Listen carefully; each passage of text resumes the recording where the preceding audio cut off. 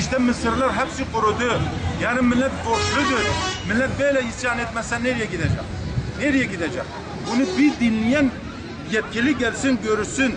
Binlerce defasına söylüyoruz. Kapılarına gidiyoruz. Kimse dinlemiyor. Kimse dinlemiyor. Mısırlar kuruduktan sonra, ekini kuruduktan sonra yarın adam borçludur. Kredisi var, borcu var, şeyi var. Yediği ekmeği bile borçla getiriyor. Bu borcu nerede ödeyecek? Tarlayı satacak. Tarlayı sattığı zaman bu adam ne yapacak? Bakanı, borcumuzu ödeyemiyoruz bankalara. Sesimizi duyurmak istiyoruz. Hakkımızı istiyoruz. Çiftçiler milletin efendi diyoruz. Biz efendi değilmiş.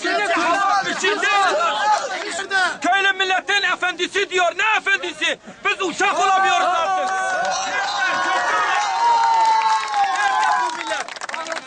Nerede bu devlet arkadaşlar? Nerede? Tarım Bakanı Mehdi Eker sesimizi duyuyor Allah aşkına. Ben de kendimi çiftçi diyorum. Hani çiftçiliğin? Kendisi de dağılıdır bile sözde. 40 lirada. Siz taksiyle buraya gelin.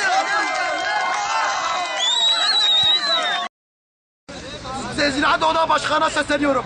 Bak gelip bizim derdimizi şey etsinler. Etmeseler var ya yemin ederim hepimiz onun kapısına gideceğiz. Ama birlik beraberlik olarak. Siz gelmezse ben tek başıma ne yaparım? Muhtarı bırakmayın. Muhtar onlarla beraber. Bak yemin ederim var ya 60 milyarlık var ya benim banka parası var. Ben var ya 50 milyonluk para ver. Çocuğumu nasıl şey edeceğim?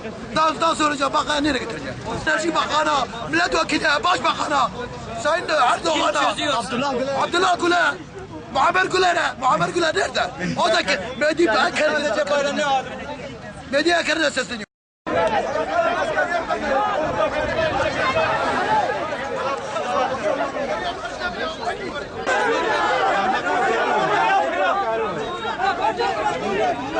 Sedat!